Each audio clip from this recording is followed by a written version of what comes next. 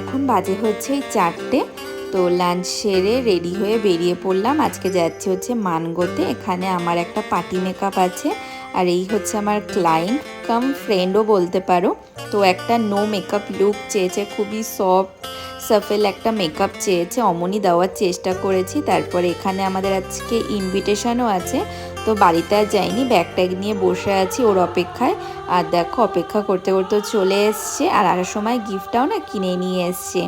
তো তারপরে গেলাম হচ্ছে ওপরে, ওর ছেলেকে একটু কোলে নিলাম, গিফটটা দিলাম। দেখো কি কিউট পুচকুটা। তারপরে চলে আসলাম নিচে। ও ফার্স্টে গেল খাবার আনতে, তারপরে আমি নিয়ে আসলাম। তো এখান থেকে মানে মেনুতে অনেক কিছু ছিল। তো ডিনার সেরে ও আর আমি বেরিয়ে পড়লাম। এখন যাব হচ্ছে বাড়ি যেতেও না প্রায় 40 মিনিট মতো টাইম লাগবে। তো কেমন লাগলো আজকের মিনি ব্লগটা অবশ্যই কমেন্ট করে জানিও।